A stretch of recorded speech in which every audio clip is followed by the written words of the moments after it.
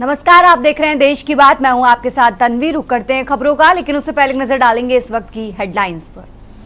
मध्य प्रदेश के दौरे पर केंद्रीय गृह मंत्री अमित शाह सुबह 8 बजे सीआरपीएफ परेड ग्राउंड पहुंचे। राइजिंग डे कार्यक्रम के तहत आयोजित परेड में लिया हिस्सा। दिल्ली सुप्रीम कोर्ट में आज भी होगी वक्फ पर सुनवाई। लगातार दूसरे दिन भी 3 सदस्यीय पीठ करेगी सुनवाई। महागठबंधन में शामिल दलों की आज पटना में बैठक। बिहार चुनाव की रणनीति पर होगी चर्चा। नोएडा में पुलिस और बदमाशों के बीच हुई मुठभेड़। गोकशी करने वाले बदमाश के पैर में लगी गोली, एक बदमाश फरार। आरजेडी विधायक रीतलाल यादव ने भाई के साथ किया सरेंडर। बिल्डर को धमकाने और रंगदारी का था आरोप। पंजाब के मोहाली और अमृतसर में तेज हवा के साथ हुई बारिश। शिमला में गिरे ओले।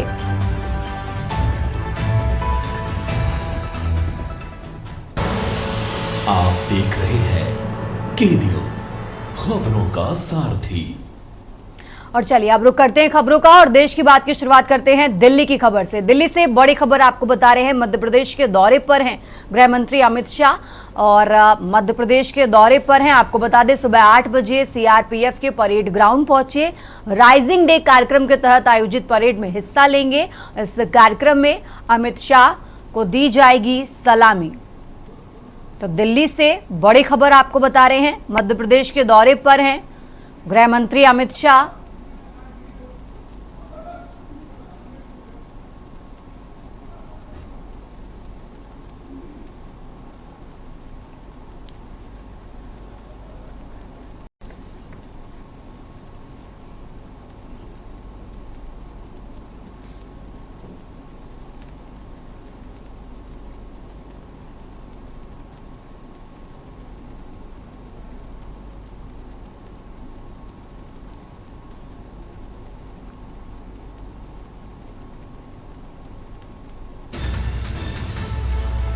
तो दिल्ली से बड़ी खबर आपको बता रहे हैं। मध्य प्रदेश के दौरे पर हैं गृह मंत्री अमित शाह। सीआरपीएफ के परेड ग्राउंड पहुंचे।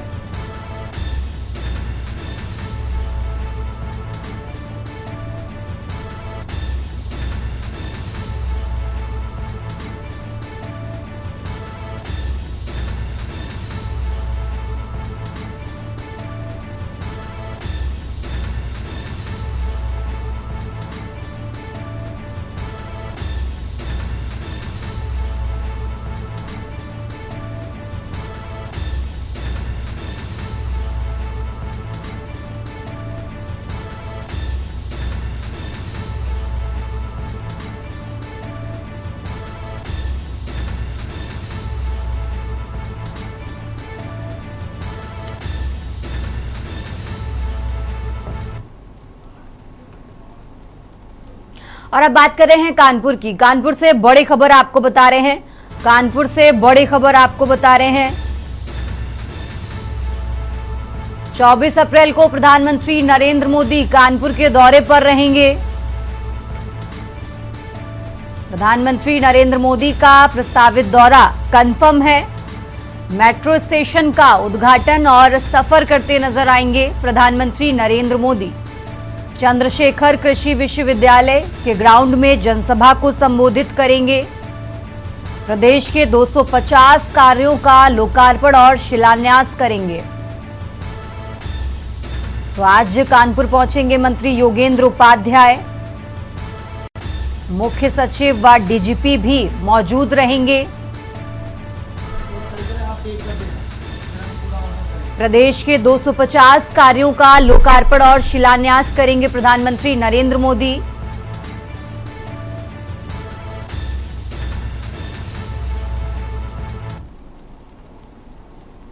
और इसी खबर पर ज्यादा जानकारी के लिए हमारे साथ सारिका गुप्ता जुड़ चुकी हैं। सारिका, 24 अप्रैल को प्रधानमंत्री नरेंद्र मोदी कानपुर आने वाले हैं। सबसे पहले उनके कार्यक्रम से जुड़ी क्या कुछ जानकारी है, जरा वो दर्शकों को बताएं। सारिका।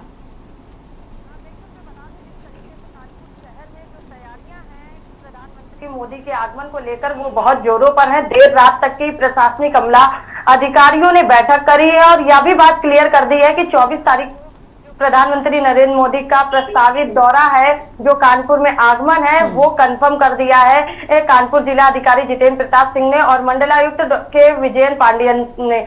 अगर उनके कार्यक्रमों की बातचीत करी जाए तो लगभग 25 अरब की जो योजनाएं हैं, परियोजनाएं, उनका लोकार्पण और शिलान्यास करेंगे प्रधानमंत्री नरेंद्र मोदी।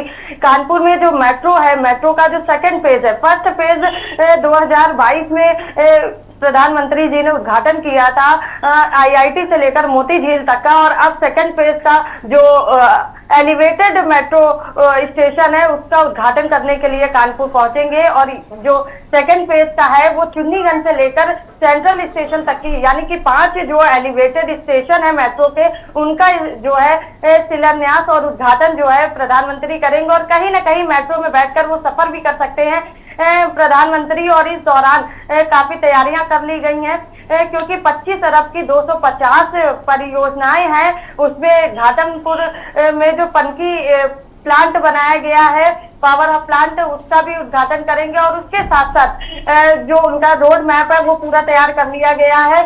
आज इसी कड़ी में सीएसए में प्रधानमंत्री का जो जनसभा होनी है, उसको लेकर जो मुख्य सचिव हैं मनोज कुमार सिंह और उनके साथ साथ डीजीपी प्रशांत कुमार कानपुर पहुंचेंगे। बकायदे जो रूट है, जिस तरीके से कहा जा रहा है कि चकेरी एयरपोर्ट पर प्रधानमंत्री का विमान उतरेगा, उसके बाद वो सीएसए ग्राउंड पहुंचेंगे। तो वीआईपी रोड में जो सीएसए ग्राउंड स्थित है, वहां पर प्रधानमंत्री की जो जनसभा है वहां पर होगी। और आज मुख्य सचिव और डीजीपी जो है उस जनसभा का जायजा लेंगे, ग्राउंड का, वहां पर क्या व्यवस्थाएं है उसका जो है बैठक करेंगे। और उसके साथ साथ जो शिक्षा मंत्री है, प्रभारी है योगेंद्र उपाध्याय, वो भी कानपुर पहुंचेंगे। 2 बजे सर्किट हाउस में वो जनप्रतिनिधियों और प्रशासनिक अमले के साथ बैठक करेंगे। प्रधानमंत्री के आने की जो रूपरेखा है उसको तैयार किया जाएगा।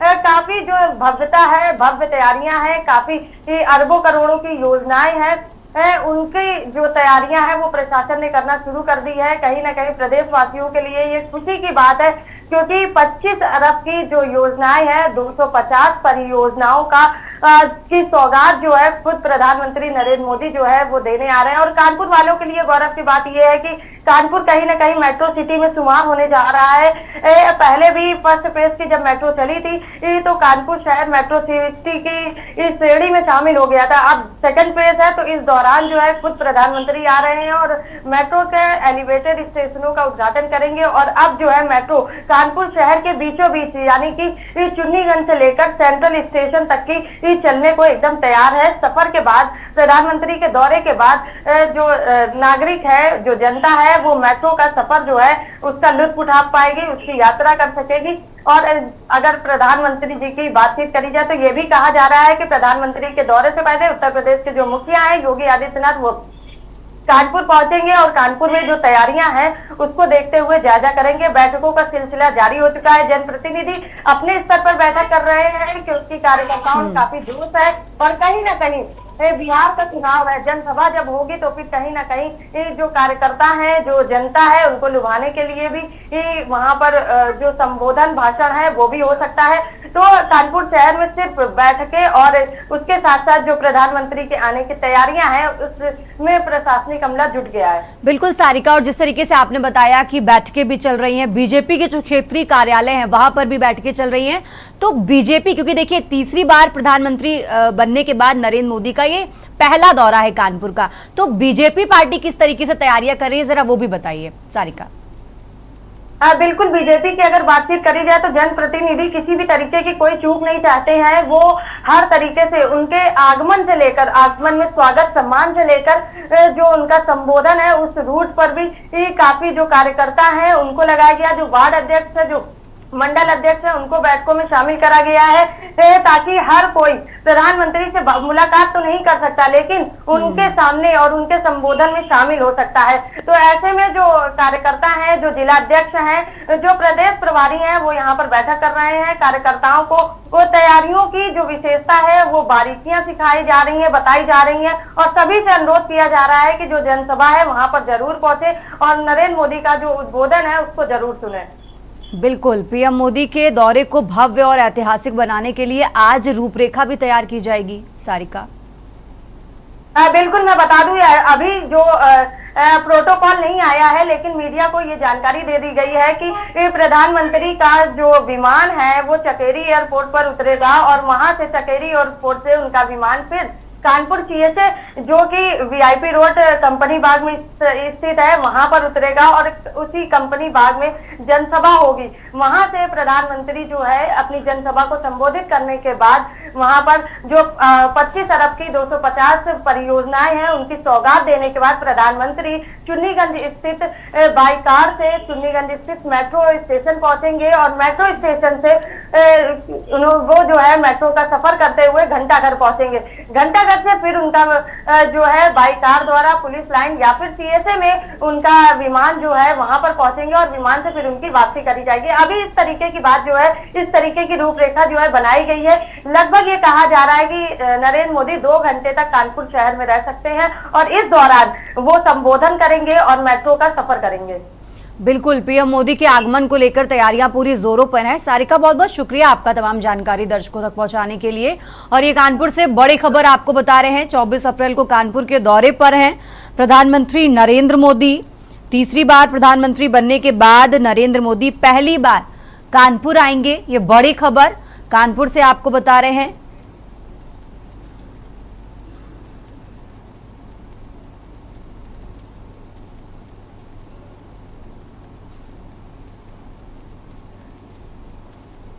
देश की बात में फिलहाल यहाँ रुकते एक छोटे से ब्रेक के लिए, फौरन हाजिर होंगे। आप देख रहे हैं के न्यूज, खबरों का साथ। देश की बात में एक बार फिर से हाजिर हैं, रुक करते हैं खबरों का। बात कर रहे हैं दिल्ली की। दिल्ली से खबर आपको बता रहे हैं, कांग्रेस के पूर्व विधायक जय किशन का निधन हो गया है। सुल्तानपुर माजरा सीट का 4 बार प्रतिनिधित्व किया। दिल्ली से बड़ी खबर आपको बता रहे हैं, साल 1993, 2003, 2008 और 2013 में निर्वाचित घोषित हुए। 1998 में जय किशन की पत्नी भी विधायक बनी थी और कांग्रेस के पूर्व विधायक जय किशन का निधन हो गया है। दिल्ली से बड़ी खबर आपको बता रहे हैं।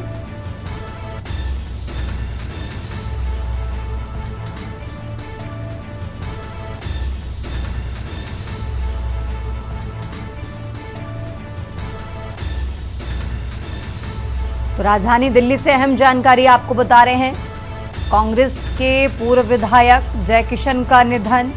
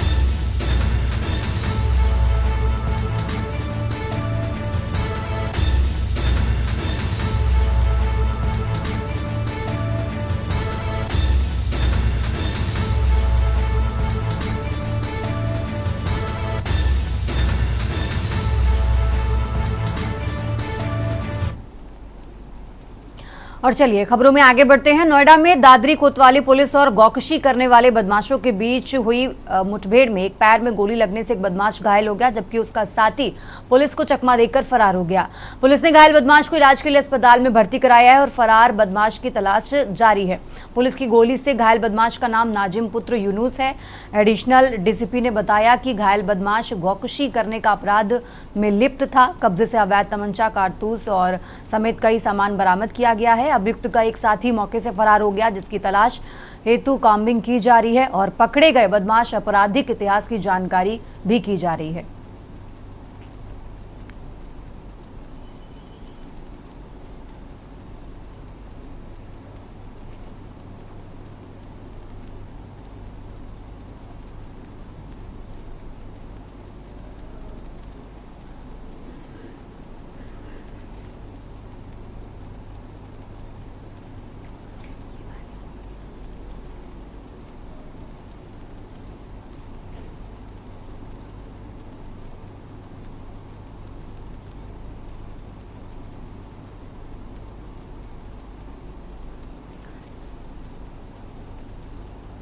खबरों में आगे बढ़ते हैं और रुक करते हैं अगली खबर का। देश की बात में आगे बढ़ते हैं, बात कर रहे हैं लखनऊ की, लेकिन लखनऊ की बात करते हैं और लखनऊ से खबर आपको बता रहे हैं, लेकिन उससे पहले रुक करते हैं अमरोहा का। अमरोहा जनपद के गजरौला थाना क्षेत्र के नगलिया मेव गांव में अंबेडकर जयंती के मौके पर माहौल उस समय तनावपूर्ण हो गया जब गांव के ही रवि और बंटी ने हाथों में तलवारें लेकर सरेआम गुंडागर्दी शुरू कर दी।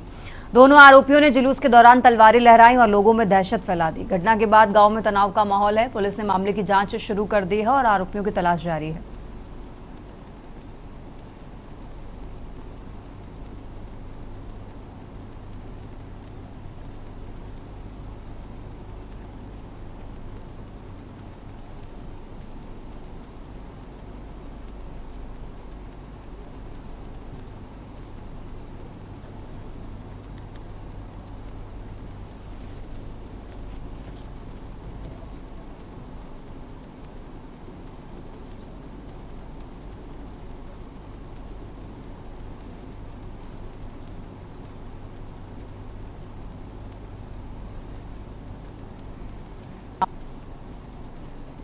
यहाँ रुकते हैं एक छोटे से ब्रेक के लिए, फौरन हाजिर होते हैं।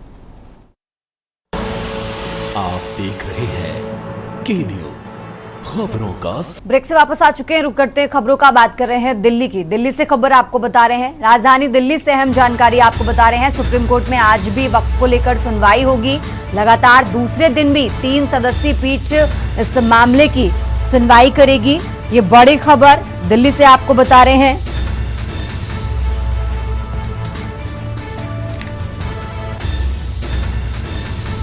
तो राजधानी दिल्ली से बड़ी खबर आपको बता रहे हैं, सुनवाई के बाद आ सकता है आदेश या अंतरिम आदेश।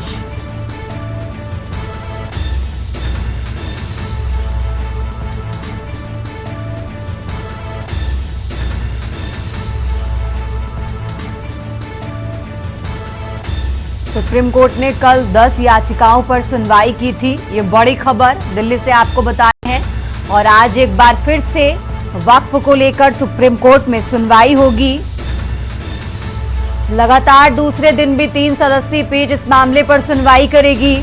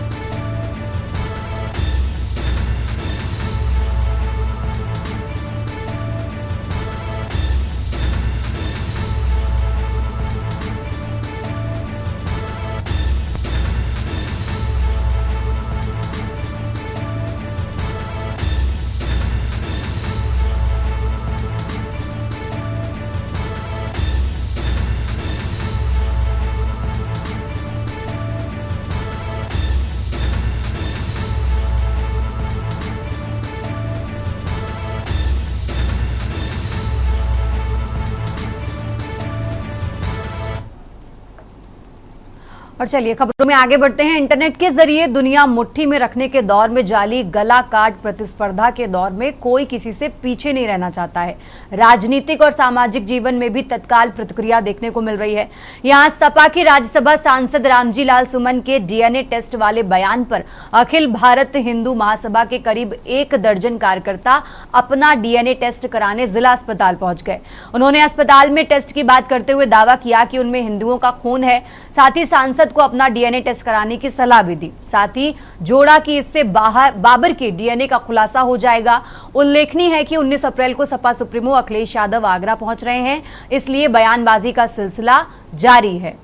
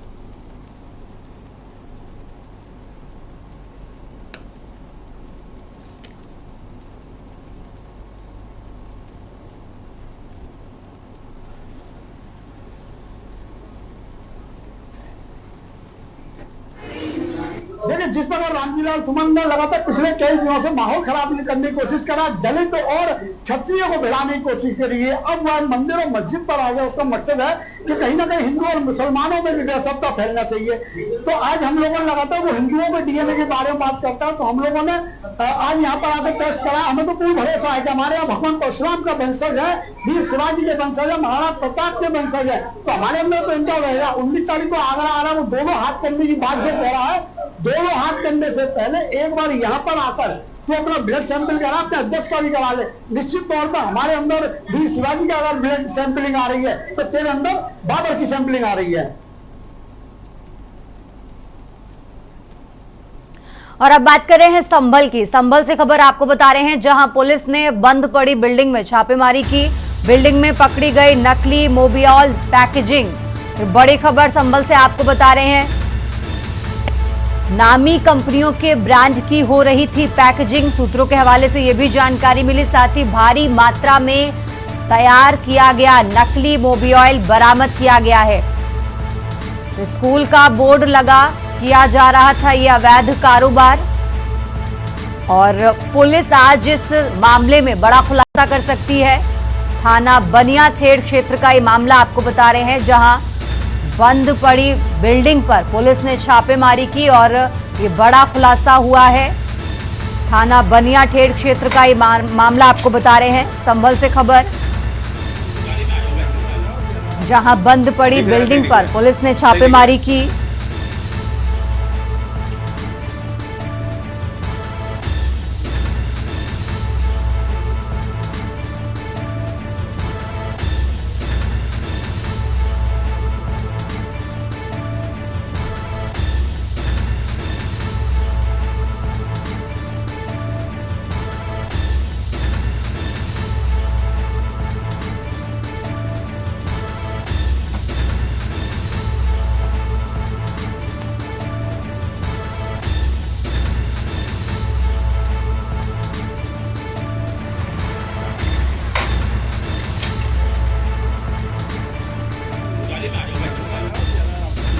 दिख रहा है, सही दिख रहा है, सही दिख रहा है।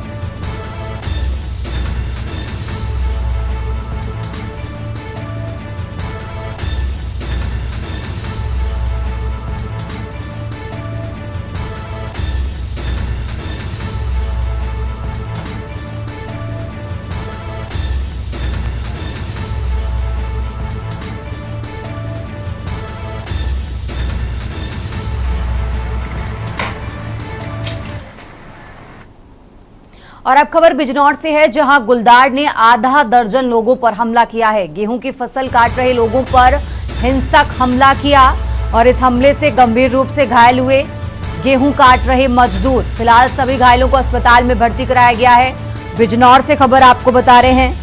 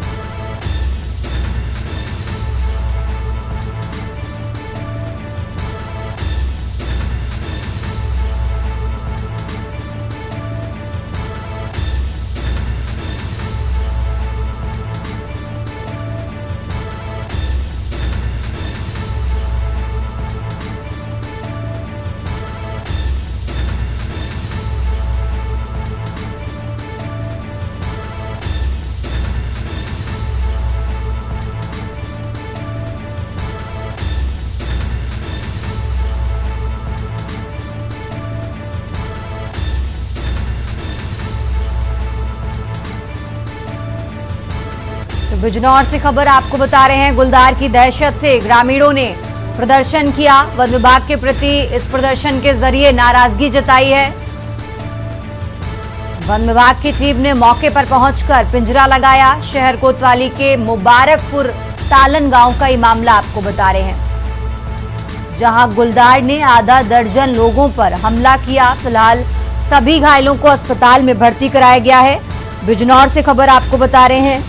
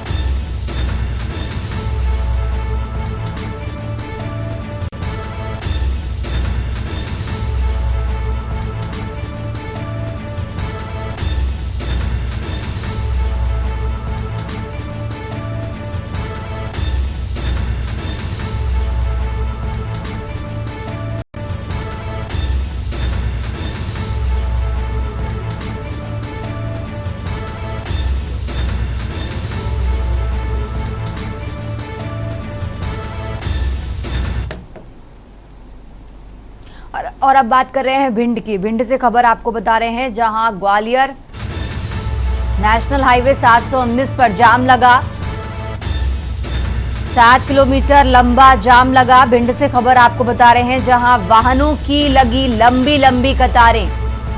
बस और कार सवार यात्री सबसे ज्यादा परेशान हुए।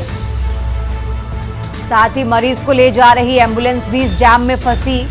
शादी समारोह की वजह से हालात बिगड़े। पुलिस की ट्रैफिक व्यवस्था भी फेल रही।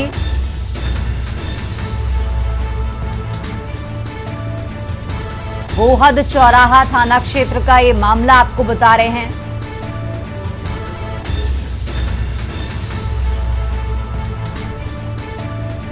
जहां ग्वालियर नेशनल हाईवे 719 पर जाम लगा। 7-7 किलोमीटर तक लंबा जाम लगा है। शादी समारोह की वजह से ये हालात बिगड़े, जिसकी वजह से वाहनों की लंबी लंबी कतारें लगी। पुलिस की ट्रैफिक व्यवस्था भी फेल नजर आई। गोहद चौराहा थाना क्षेत्र का ये मामला आपको बता रहे हैं। साथ ही मरीजों को ले जा रही एम्बुलेंस भी इस जाम में फंसी।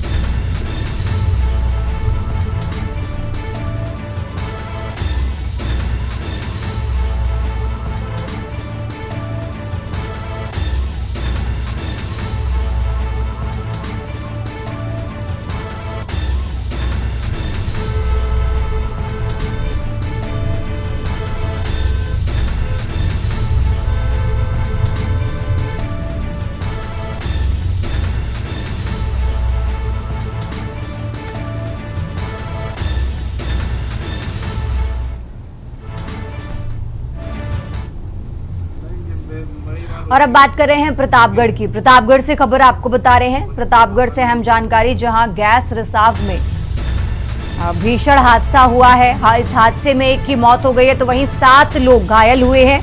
प्रतापगढ़ से खबर आपको बता रहे हैं। कमरे में सोते समय गैस रिसाव से आग लगी।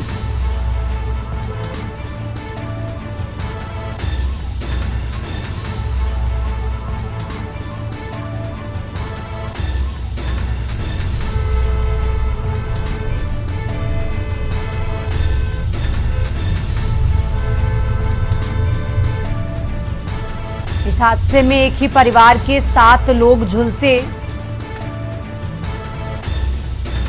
और सभी घायलों का प्रयागराज में इलाज जारी है। प्रतापगढ़ से खबर आपको बता रहे हैं। इस हादसे में एक ही परिवार के 7 लोग झुलसे।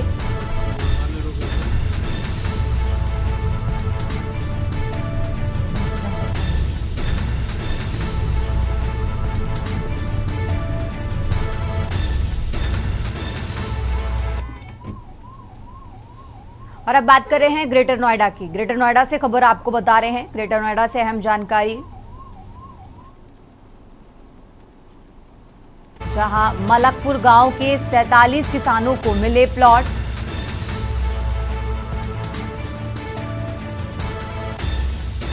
तो ग्रेटर नोएडा से अहम जानकारी आपको बता रहे हैं। दादरी विधायक तेजपाल नागर मौजूद रहे। प्राधिकरण के अधिकारी भी मौजूद रहे। ड्रॉ की पारदर्शिता बनाए रखने को वीडियोग्राफी भी कराई गई। सीईओ एनजी रवि कुमार के निर्देश पर यह ऐलान हुआ है। ग्रेटर नोएडा से खबर आपको बता रहे हैं। और जल्द ही अन्य किसानों को भी मिलेगा आबादी भूखंड। तो ड्रॉ की पारदर्शिता बनाए रखने को लेकर वीडियोग्राफी भी कराई गई। ग्रेटर नोएडा से खबर आपको बता रहे हैं। सीईओ एनजी रवि कुमार के निर्देश पर यह ऐलान किया गया।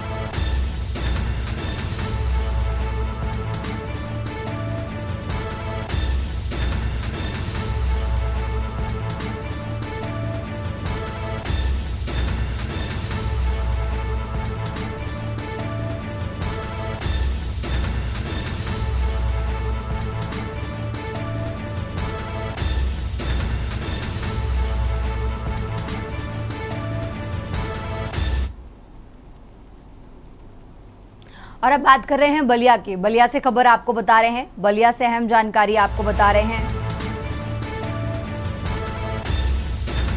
जहां आज आएंगे डिप्टी सीएम ब्रजेश पाठक। बलिया से बड़ी खबर आपको बता रहे हैं। आज बलिया आएंगे डिप्टी सीएम ब्रजेश पाठक। रसड़ा सामुदायिक स्वास्थ्य केंद्र का निरीक्षण करेंगे। सामुदायिक स्वास्थ्य केंद्र की व्यवस्थाएं का जायजा लेंगे। स्वास्थ्य कर्मचारियों के साथ डिप्टी सीएम की बैठक भी होगी। तो बलिया से खबर आपको बता रहे हैं। स्वास्थ्य सुविधाओं के संबंध में ये बैठक होगी। रसूलपुर वाल्मीकि त्रिपाठी आवास पर भी जाएंगे डिप्टी सीएम। बलिया से खबर आपको बता रहे हैं। यज्ञोपवीत संस्कार से पूर्व बधाई देने पहुंचेंगे। तो बलिया से खबर आपको बता रहे हैं। आज बलिया आएंगे डिप्टी सीएम ब्रजेश पाठक।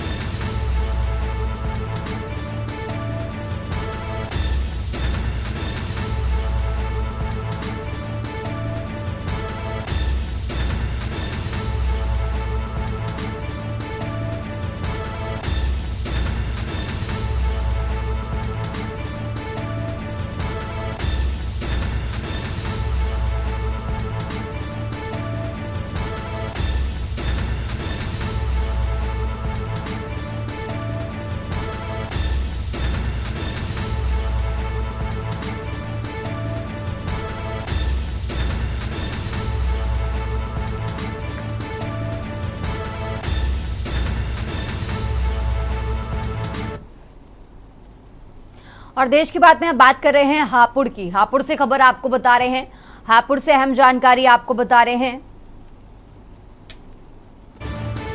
जहां फर्जी फूड अधिकारियों ने की अवैध वसूली, मिठाई दुकानदारों से अवैध वसूली की। हापुड़ से खबर आपको बता रहे हैं, मिठाइयों की दुकानों को निशाना बना रहे, मिठाइयों की दुकानों को निशाना बना रहे। हापुड़ से खबर आपको बता रहे हैं, सैंपलिंग कर कार्रवाई के लिए डराकर यह अवैध वसूली की जा रही है। फूड विभाग के अधिकारियों ने मौके पर पहुंचकर जांच की। कई जगहों से फर्जी अधिकारियों ने वसूली की। तो हापुड़ से खबर आपको बता रहे हैं,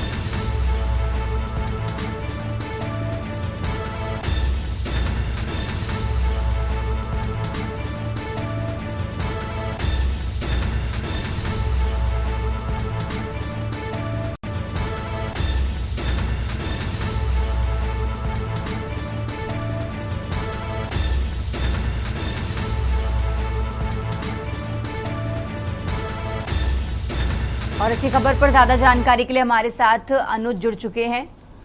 अनुज, जिस तरीके से जानकारी मिल रही है कि फूड विभाग के फर्जी अधिकारी बनकर ये वसूली की गई है, अभी तक इस मामले में क्या कुछ जांच की गई है प्रशासनिक स्तर पर? अनुज, फूड इंस्पेक्टर का कहना है कि इस मामले में जांच चल रही है।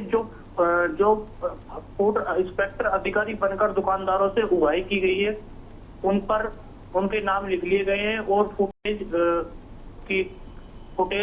कैमरों की फुटेज लेकर कार्रवाई की जा रही है।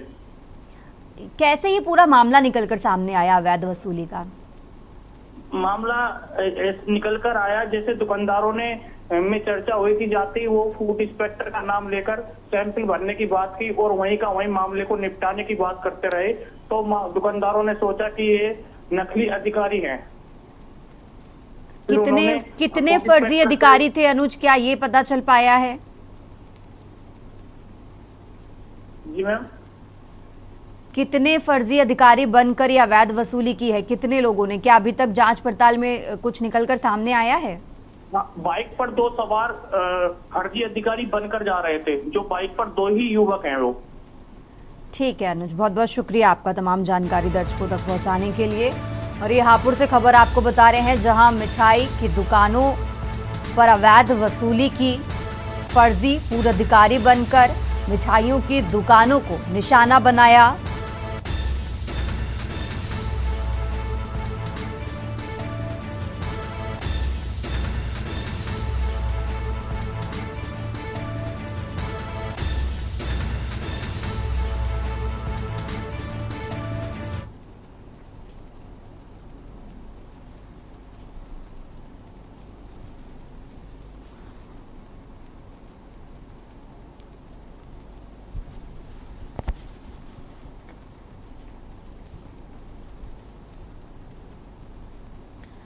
और अब बात कर रहे हैं मेरठ की। मेरठ से खबर आपको बता रहे हैं, मेरठ से अहम जानकारी आपको बता रहे हैं, जहां सौरभ राजपूत हत्याकांड जैसा मामला सामने आया है। मेरठ में एक और हत्याकांड।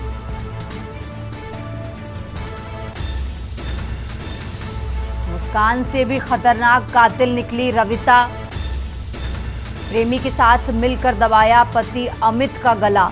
तो मेरठ से खबर आपको बता रहे हैं, हत्या के बाद पति की लाश के नीचे सांप रखा। सख्ती से पूछताछ करने पर पूरी वारदात को कबूला है। मेरठ से खबर आपको बता रहे हैं, 1000 रुपए में प्रेमी सपेरे से खरीद कर लाया था सांप। और पोस्टमार्टम में जहर की पुष्टि नहीं हुई, जिसके बाद सख्ती से पूछताछ करने पर पूरे मामले को कबूला है। मेरठ से खबर आपको बता रहे हैं, जहर की पुष्टि ना होने पर पलटा पुलिस का दिमाग। और जांच पड़ताल में ये निकलकर सामने आया है। फिलहाल कातिल पत्नी रविता और प्रेमी को पुलिस ने हिरासत में लिया है। बहसूमा के गांव अकबरपुर सादात की ये घटना आपको बता रहे हैं, जहां सौरभ राजपूत हत्याकांड जैसा एक और मामला सामने आया है। मेरठ में एक और बड़ा हत्याकांड।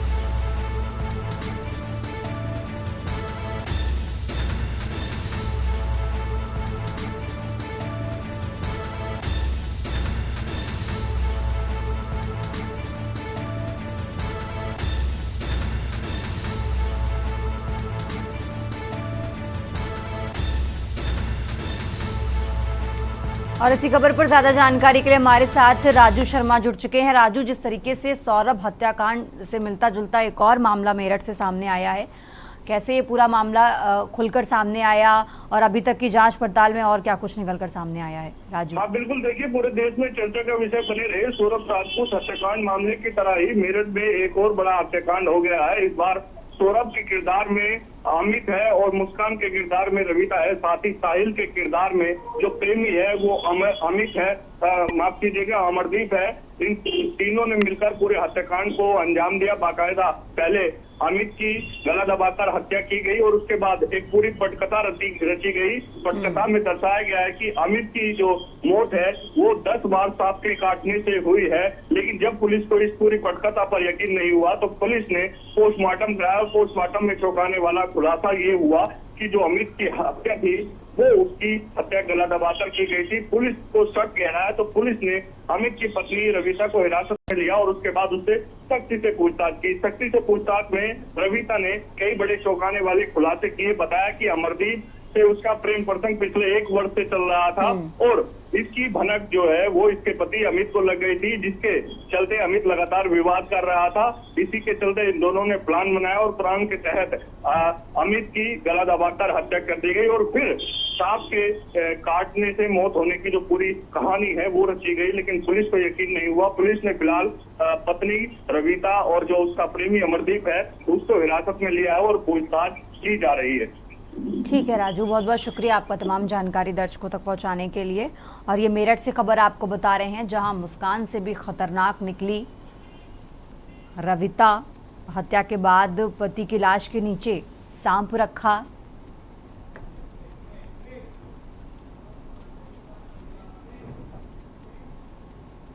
देश की बात में फिलहाल यहाँ रुकेंगे एक छोटे से ब्रेक के लिए, फौरन हाजिर होते हैं। आप देख रहे हैं के न्यूज़, खबरों का सारथी।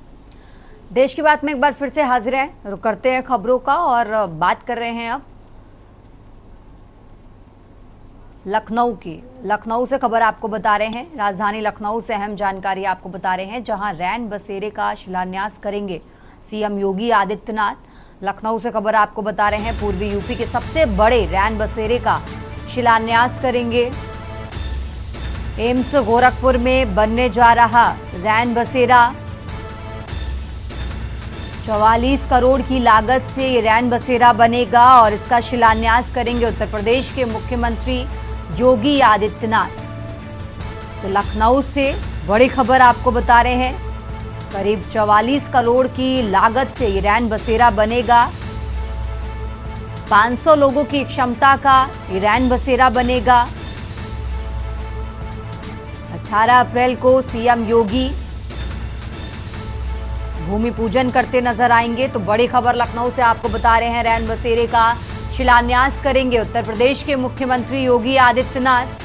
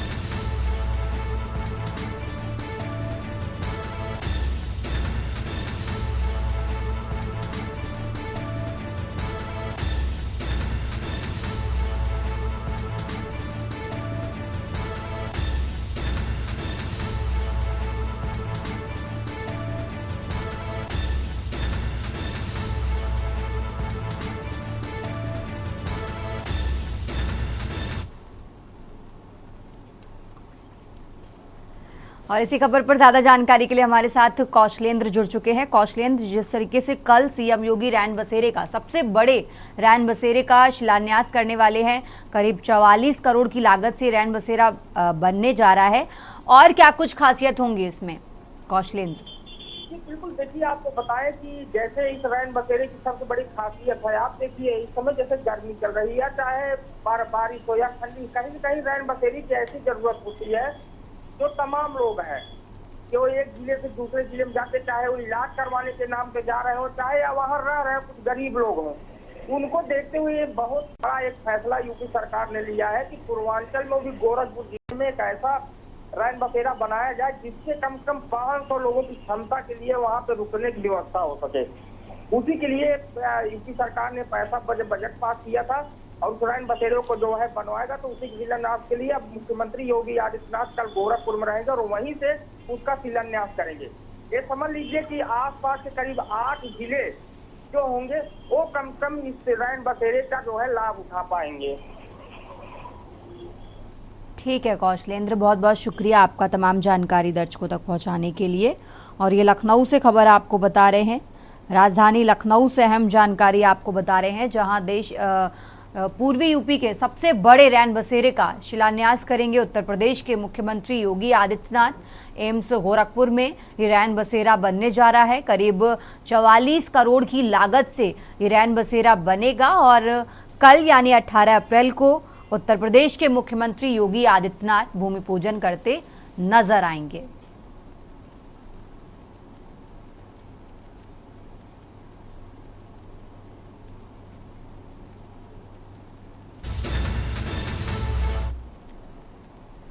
और अब खबर हापुड़ से है। हापुड़ से खबर आपको बता रहे हैं, हापुड़ से अहम जानकारी आपको बता रहे हैं, जहां हापुड़ में हाईवे पर दर्दनाक हादसा।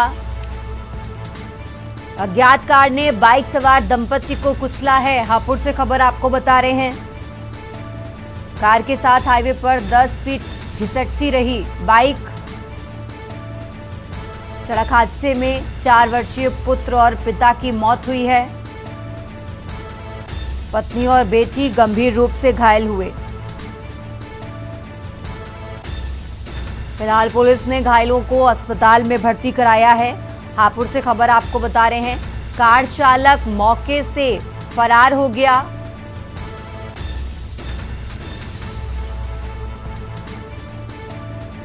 फिलहाल पुलिस पूरे मामले की जांच पड़ताल में जुटी है।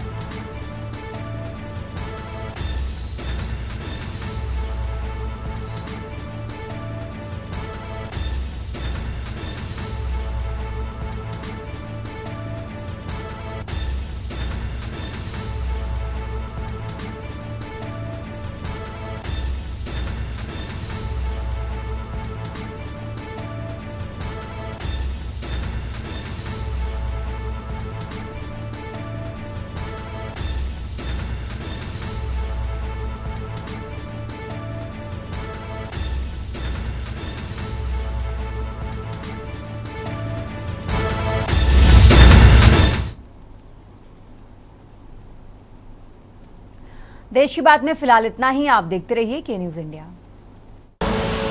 आप देख रहे हैं के न्यूज, खबरों का सारथी।